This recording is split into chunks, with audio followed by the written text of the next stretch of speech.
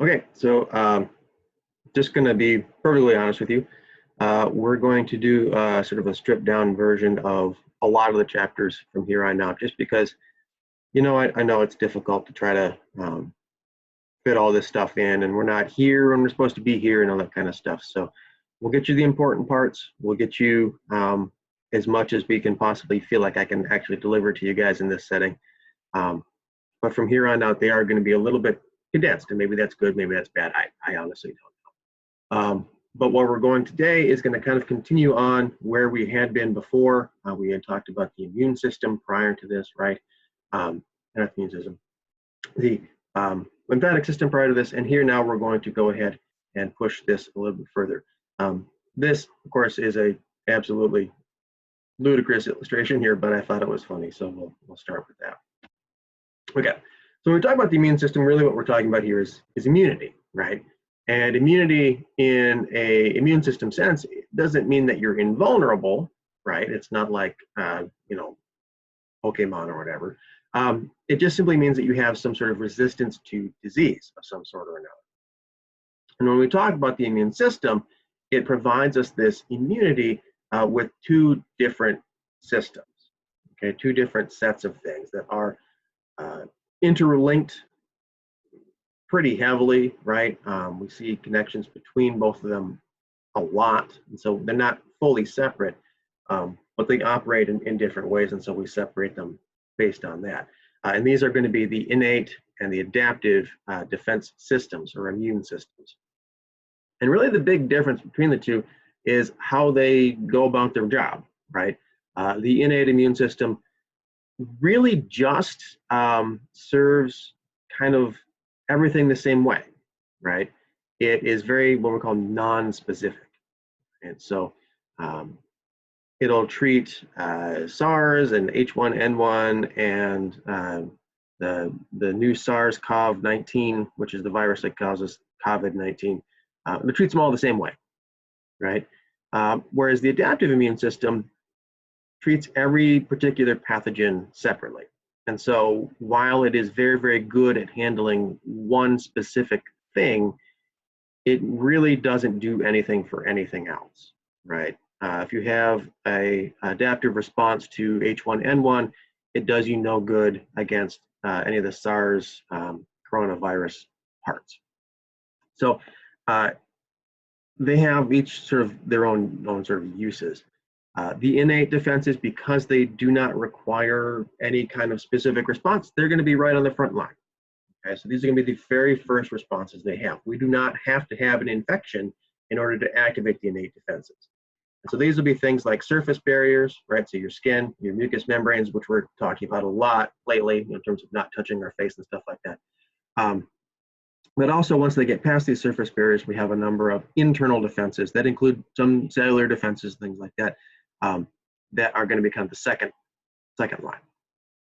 From there, the adaptive defenses are going to be based around our two lymphocytes, right? Either B cells, which can provide us what we call humoral immunity, and then our T cells, which give us what we call cellular immunity. And again, we'll talk about how all these things interplay with one another moving forward.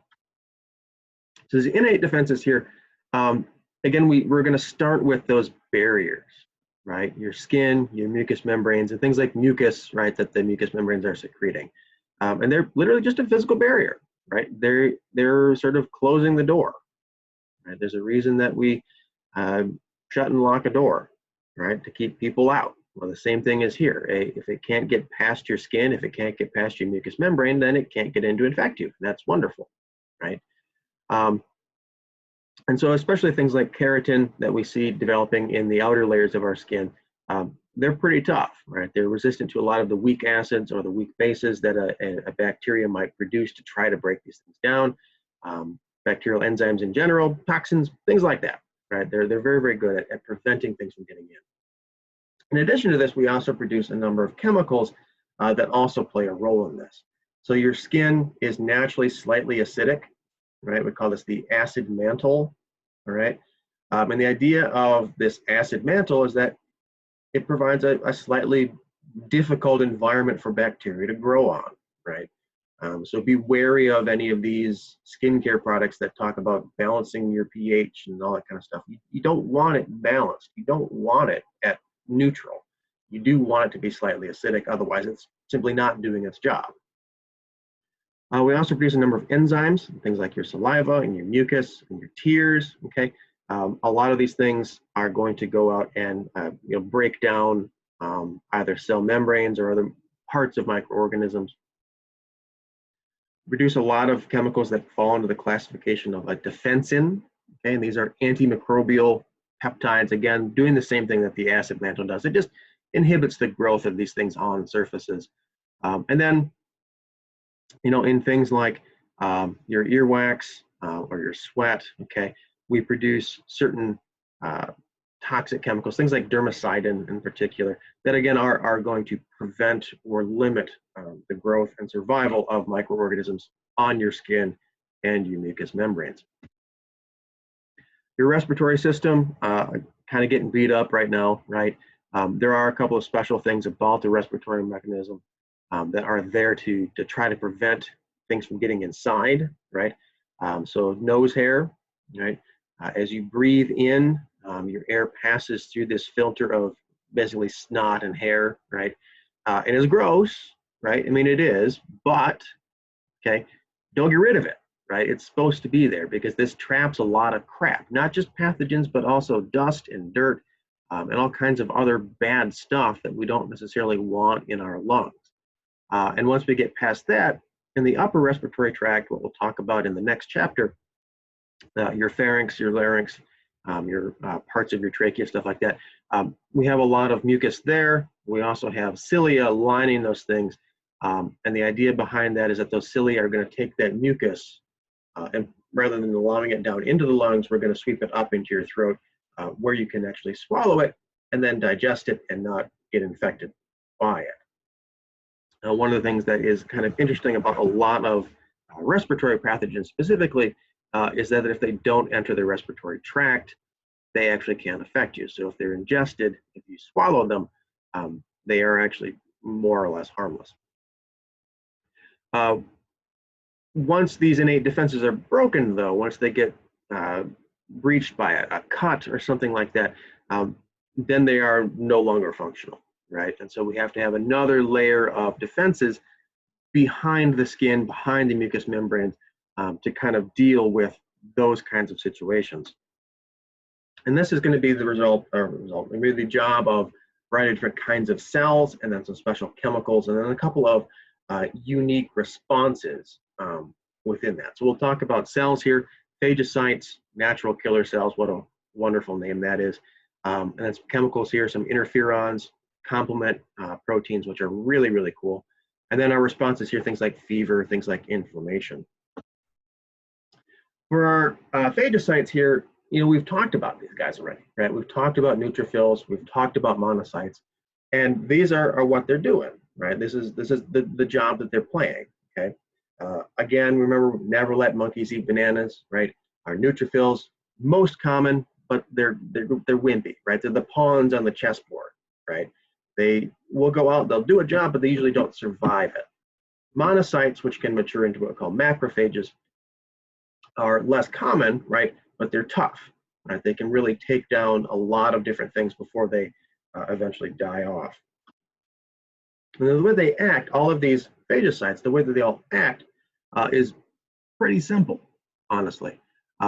They're going to encounter some sort of pathogen and they're just going to kind of swallow it, right? They're going to stick to it.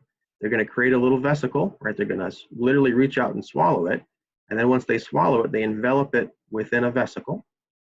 And they're going to take this vesicle here and they're going to fuse it with a lysosome, right? And you might remember from ANP1, right? We talked about lysosomes being these little pouches of digestive enzymes, right?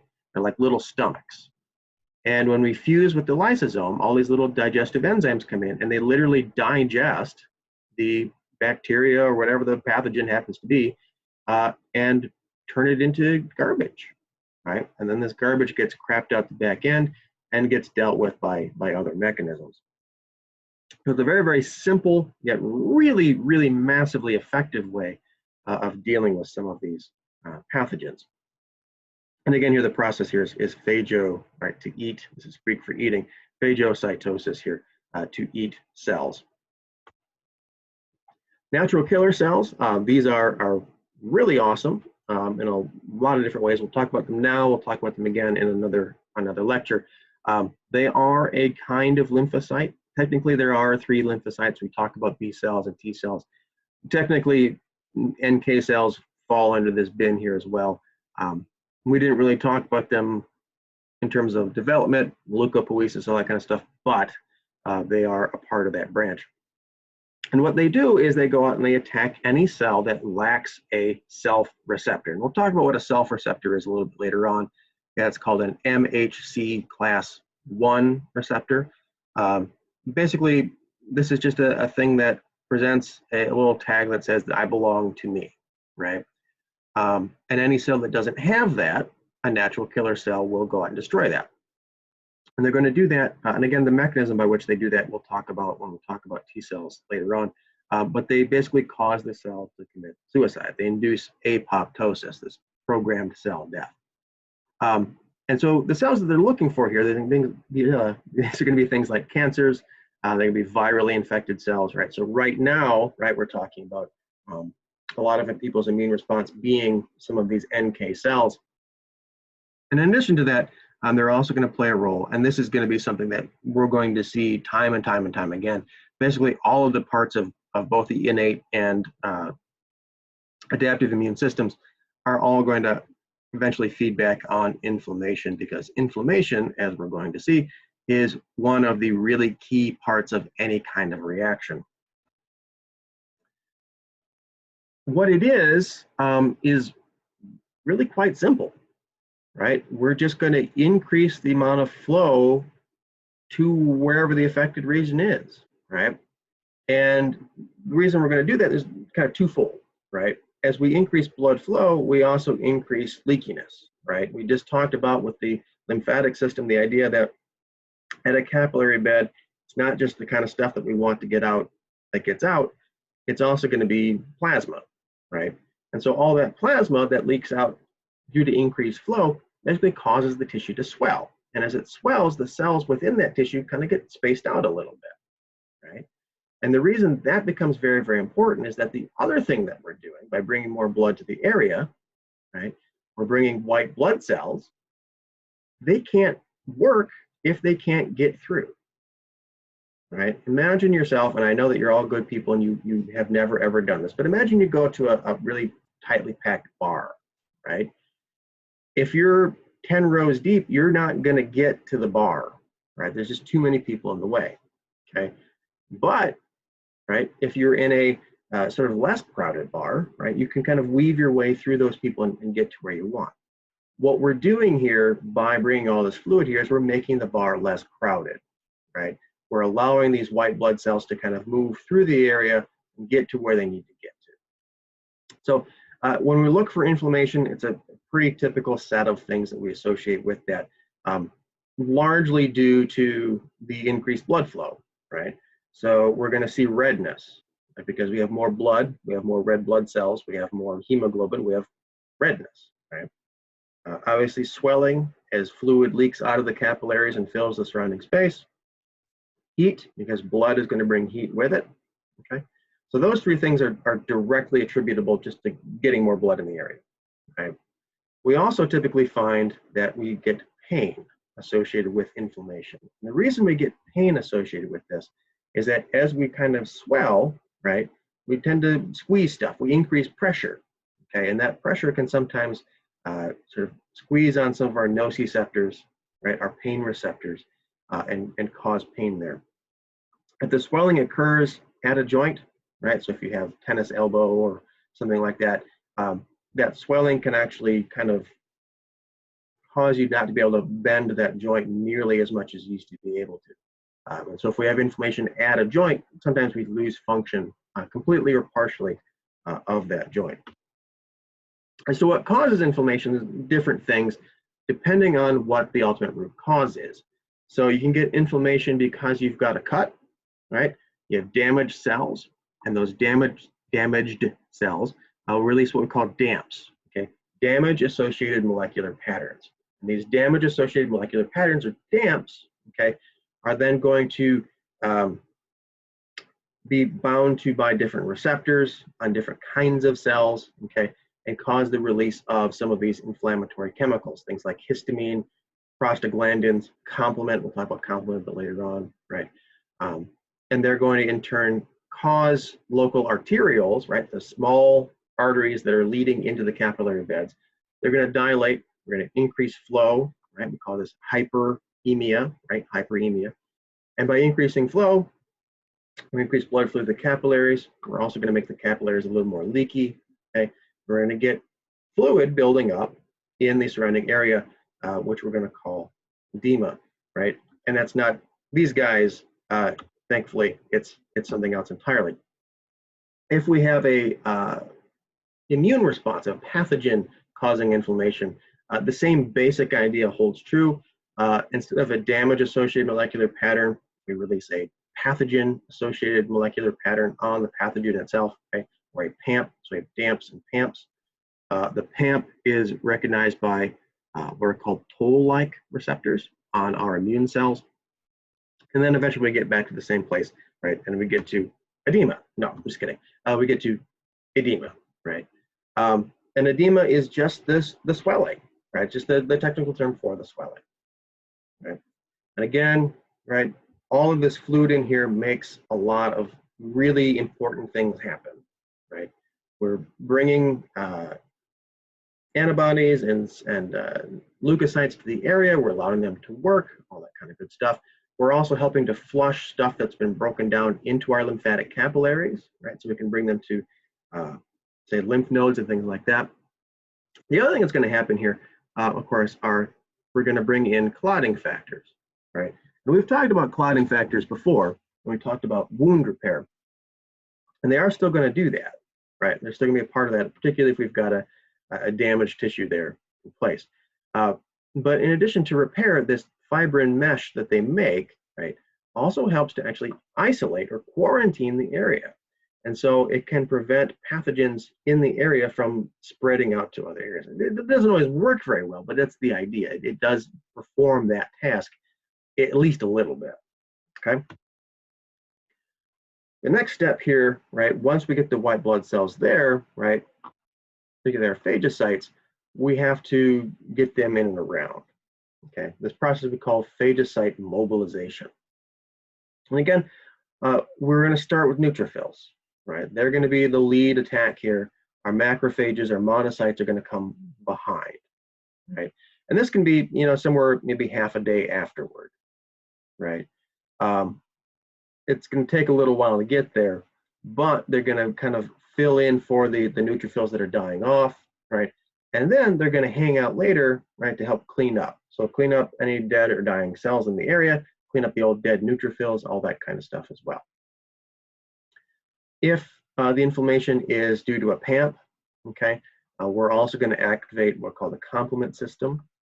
Okay, we'll talk about the complement system in a second. And then we're also going to get some of the adaptive immunity stuff coming in. So antibodies, cytotoxic T cells, stuff we haven't talked about yet, but that we'll talk about a little bit later in the lecture.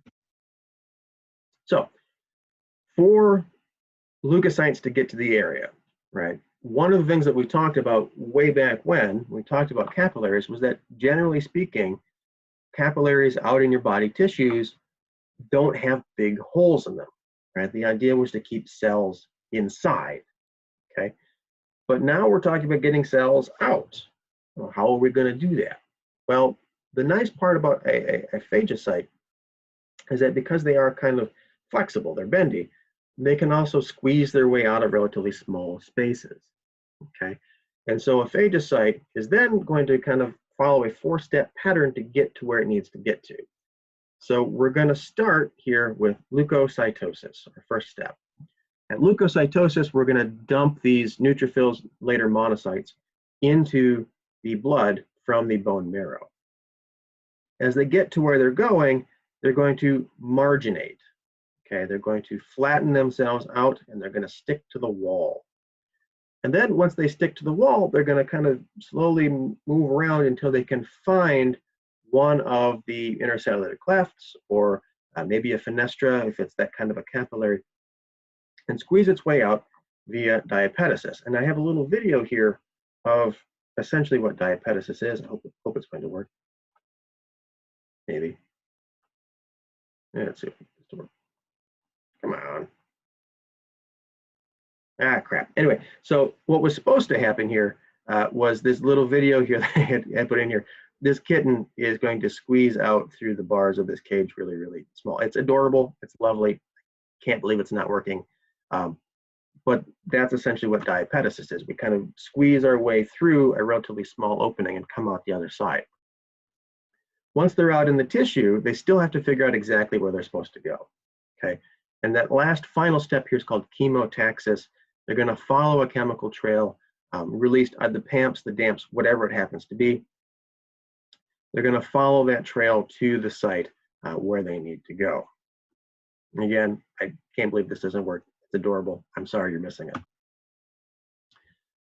In addition to that, right, we also, of course, have a series of antimicrobial proteins, interferons, and complement, and they do different things. Okay, they attack things kind of from different angles. So an interferon, we call them interferons because they interfere with the reproduction of viruses. It's like if you have a roommate who continually comes over when you've got your significant other over, right? This is an interferon. Okay. Complement is going to be less about kind of interfering with a good time for a virus and more about directly attacking things. So starting here with interferons, they're going to secrete these chemicals called IFNs. And there's a bunch of them. There's IFN alpha, IFN beta, there's IFN gamma, whatever. They all more or less work the same way. They're going to be released by a cell that is virally infected. So that particular cell, it's too late, right? But it can at least save its neighbors. So it releases these IFNs, and these IFNs leave the cell and travel literally to the next door neighbors here. And once the next door neighbors are bound to these IFNs, they begin to produce proteins inside of themselves that block viral reproduction. Okay, so the virus will leave the infected cell, it'll go to the neighbors, but it can't do anything, right? It's kind of the idea behind what we're doing right now, right, with social isolation, right? If you're already infected, but you're not going out around other people, you can't infect them and the virus can't spread. This is the idea. IFNs also work, they activate, should we say activate, they activate natural killer cells, they can activate macrophages. So they're very, very useful things. We have been able to kind of harness the power of IFNs. We've made some artificial ones to treat quite a few actually viral diseases. So things like Hep C, artificial IFNs are used for that. Genital warts, of all things. Multiple sclerosis, hairy cell leukemia, lots of different things that we're using some of these artificial IFNs to limit the spread of in the body. Complement, on the other hand, is a little more active, right? In complement, there's roughly 20 of these different complement proteins in constant circulation. The ones we worry about here are C1 to C9 and then BDP, right? I can't use as reference anymore because nobody knows who they are anymore, but back like in the Stone Age when I was growing up, Boogie Down Productions with KRS-One, big New York hip hop crew, I used to remember it that way. I can't use that anymore. I'm still using it, but if that helps you remember, that's great. Otherwise, don't worry about it. What they do is they're a big part of how we destroy quote unquote foreign cells. And the reason that they work on foreign cells and not self cells is that self cells have inhibitor proteins within them that stop the action of complement, basically. And the way that they work is really kind of violent and surprising, but they just stab cells a whole bunch until they just burst. It's basically how it works. We also, of course, we're always going to say this, complement also comes back and feeds back on inflammation, right? And the way that we're going to start this whole thing off, there are 3 different ways that we're going to make that happen. One called the classical pathway, the lectin pathway, and then, because we're extremely creative, the alternative pathway. The classical pathway involves part of the adaptive immune system, right? So antibodies, okay? An antibody is going to act kind of like an enzyme in this particular case. It's going to bind to the pathogen, it's going to bind to the complement proteins, and it's going to bring them together, right? The same idea is true for the lectin pathway, right? Except instead of using an antibody, we're going to use something called a lectin. And a lectin is entirely within the innate immune system, right? So we're not involving the adaptive one at all. But it works the same way, right? It's an enzyme. It brings our pathogen, our complement together, brings them in the same place, and there we go. The alternative pathway is when the complement does it by itself. It doesn't care anymore about needing a lectin or an antibody. It just does it its damn self. And we require these 4 proteins to all be on the same pathogen. So it has to have C3, B, D, and P all present at the same time. All 3 of these pathways converge, right, on the same basic point, which is the activation of complement protein C3. And what happens here is that C3, so here's our 3 activation pathways, right? We all get to this point, and we take C3 and we break it in half. C3b, so this part of it, comes over and opsonizes. And the idea behind opsonization, we're going to come back to opsonization quite a bit. But the idea behind opsonization is it's a way of marking a pathogen so that something else can come along and destroy it. That's all it is. C3a comes over here and as the inflammatory response, right? So it stimulates the release of histamine. And we'll talk a lot about histamine. But again, we get more inflammation from this. C3b also binds to C5 through C9. Okay, and C3, 5, 6, 7, 8, and 9 together form what's called a MAC. Okay, and this MAC, this complex here, literally stabs through the cell membrane of our pathogen. And we get a whole bunch of them together, and we just basically make a whole bunch of little holes inside the cell membrane here, and we stab it until it dies. That's basically what we end up doing. Surprisingly violent, very effective. Fever, kind of a procedural thing for us. Just an abnormally high temperature. You know what a fever is. I'm not telling you anything you don't know. You might not know, though, that what it is sort of a response to these chemicals called pyrogens. Pyro here meaning fire, gen meaning to create. Basically, these are chemicals released by leukocytes, by macrophages, in response to being exposed to things that are foreign. And all a pyrogen does is it basically just turns up the thermostat. It goes to the hypothalamus and says, hey, we need to increase our metabolic rate, right? And the increase in that metabolic rate is an increase in chemical reactions. Chemical reactions all produce heat, and so you get warmer. Why do we do this? Mild to moderate fever is actually pretty good for you, at least when you have this kind of an effect. The increased metabolic rate means that you increase the rate of repair, right? So that's good. And it also causes your liver and your spleen to sequester 2 very important minerals, iron and zinc. And the reason we care about iron and zinc is that all cells, as far as we know, require them to divide. Cytokinesis in particular cannot happen without zinc. And so by restricting the amount of zinc in your body, you basically prevent bacteria from dividing, from reproducing, right?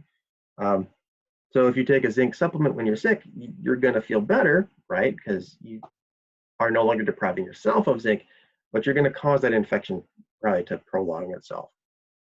So, again, be aware of what you're doing. I'm not saying not to do it or to do it, but this is what it is.